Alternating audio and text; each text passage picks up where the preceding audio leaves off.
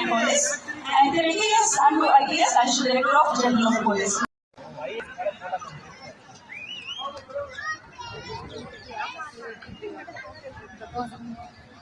அணிவகுப்பு தலைவர் அவர்கள் தனது குழு அணிவகுப்பு செய்வதற்கு தயார் நிலையில் இருப்பதை மாண்புமிகு தமிழ்நாடு முதலமைச்சர் அவர்களுக்கு தெரிவிக்கின்றார்கள். The Honorable Chief Minister has accepted the ceremonial guard of honor and is proceeding to inspect the parade in an open jeep.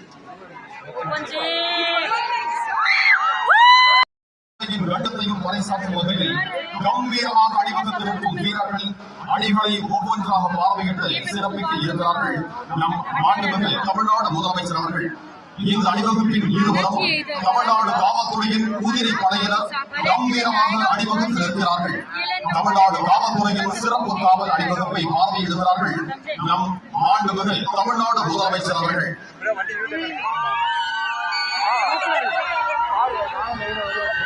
சுதந்திர சிந்தனையை மனதில் நிறுத்தி அணிவகுத்து நிற்கும் வீரர்கள் படைகளை ஒவ்வொன்றாக பார்வையிட உள்ளார்கள் மாண்புமிகு தமிழ்நாடு முதலமைச்சர் அவர்கள்.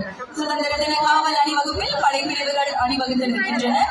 இந்த அணிவகுப்பில் இருபுறமும் தமிழ்நாடு காவல்துறையின் குதிரை படையினர் கம்பீரமாக நிற்கின்றனர். காவல்துறையின் சிறப்பு காப்பு அணிவகுப்பினை மாண்புமிகு தமிழ்நாடு முதலமைச்சர் அவர்கள் பார்வையிட்டு சிறப்பிப்பார்கள்.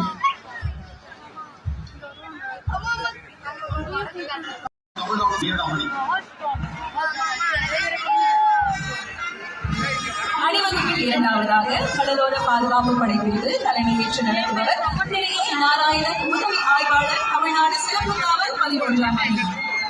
அணிவகுப்பில் மூன்றாவதாக இரு மாநில ஒற்றுமையை பறைசாற்றும் கேரள காவல்படை பிரிவு தலைமையேற்று நடத்துபவர் திரு ராஜேஷ், உதவி ஆய்வாளர், கேரள காவல். அணிவகுப்பில் அடுத்ததாக சிங்கப்பெண் படைப்பிரிவு தலைமையேற்று நடத்துபவர் திருமதி ஆர். விஜயலட்சுமி, பெண் உதவி ஆய்வாளர், தமிழ்நாடு சிறப்பு காவல்படை 5ஆம் அணி. அணிவகுப்பில் ஐந்தாவதாக மாநில காவல் வாரிய குழு, சென்னை பெருநகர கூட்டுறவு குழு மற்றும் ஆயுதப்படை வாரிய குழு தலைமையேற்று நடத்துபவர் திரு தயாளன், ஆய்வாளர், தலைமை அலுவலகம்.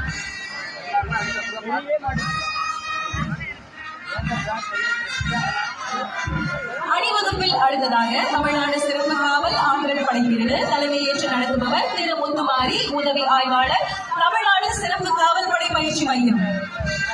அணிவகுப்பில் இரண்டாவதாக கமாண்டோ படை பிரிவு தலைமையேற்று நடத்துபவர் திரு மகேந்திரன், உதவி ஆய்வாளர், தமிழ்நாடு சிறப்பு காவல் படை 11ஆம் அணி.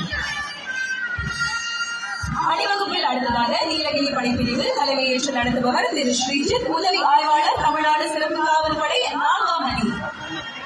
அணிவகுப்பில் ஒன்பதாவதாக குதிரைப்படை பிரிவு தலைமையேற்று நடத்துபவர் திரு எல். சரத்குமார், உதவி ஆய்வாளர், சென்னை பெருநகர காவல்.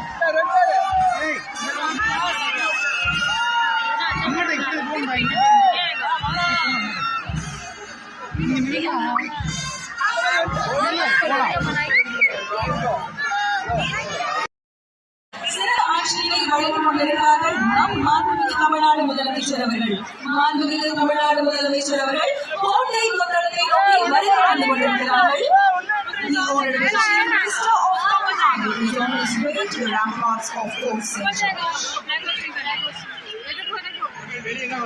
தமிழ்நாட்டின் முதலமைச்சராக மட்டுமல்லாமல் தமிழ்நாட்டில் வாழும் ஒவ்வொரு குடும்பத்திலும் குடும்ப அட்டைகளில் பெயர் இடம்பெறாத அண்ணனாகவும் தாய் மாமனாகவும் இருந்து ஒரு குடும்ப உறவாக தனது கடமைகளை செய்து வருகிறார்கள் நமது மாண்புமிகு தமிழ்நாடு முதலமைச்சர் அவர்கள். அந்த வகையில் அண்ணன் சீர் என்ற மகத்தான திட்டத்தை நமது மாண்புமிகு முதலமைச்சர் அவர்கள் அறிவித்துள்ளார்கள்.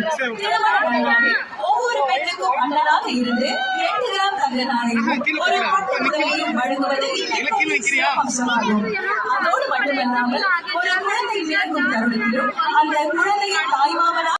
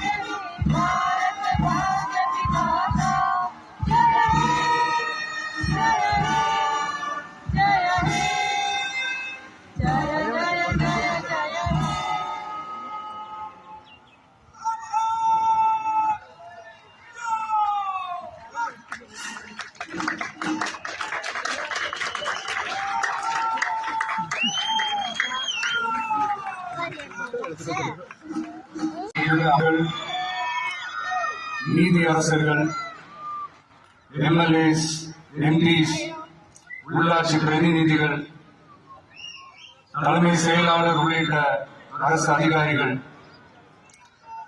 நம்ம தாய்நாட்டின் சுதந்திர போராட்டத்தில் பங்கேற்று இன்னைக்கும் வாழ்ந்துட்டு இருக்கிற தியாகிகள், தற்போது குடும்ப ஓய்வூதியம் பெற்று வரும் சுதந்திர போராட்ட தியாகிகளின் வாரிசுதாரர்கள், டிஜிபி உள்ளிட்ட அனைத்து காவல்துறை அதிகாரிகள், முப்படைகளை சேர்ந்த அலுவலர்கள், வீரர்கள், சிறப்பு விருந்தினர்கள், இன்னைக்கு இந்த சுதந்திர தினத்துல கோட்டையில கொடியேற்கிறத பார்க்க வந்திருக்கிற பொதுமக்களுக்கும்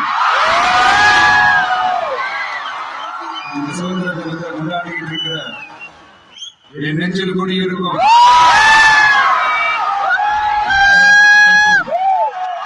மாணவ மாணவிகளுக்கும் அனைவருக்கும் என்னுடைய சுதந்திர தின நல்வாழ்த்துக்கள், என்னுடைய வணக்கத்தையும் தெரிவிச்சுக்கிறேன். தங்களுடைய உயிரை, உடமைய, வாழ்க்கைய எல்லாம் இழந்துட்டு நமக்காக சுதந்திரம் வாங்கி கொடுத்த நம்ம சுதந்திர போராட்ட தியாகிகள்,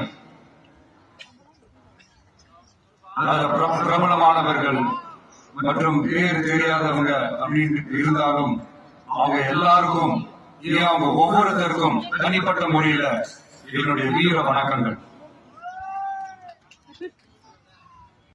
125 நாள் வேலைவாய்ப்பு திட்டம் மற்றும் ஜல் ஜீவன் குடிநீர் திட்டம் ரூபாய் 18,123.05 கோடியில் செயல்பாட்டிற்கு கொண்டு வரப்பட்டுள்ளது. சுகாதாரத்துறையில் சேவைக்கு நலம் AI செயலி கொண்டு வரப்பட்டுள்ளது. பேரறிஞர்